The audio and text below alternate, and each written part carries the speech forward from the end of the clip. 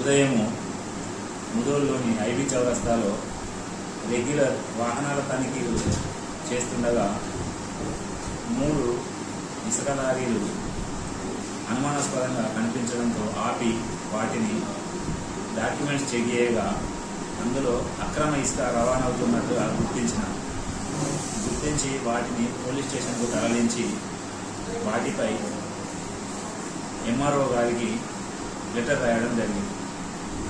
నమస్కారం.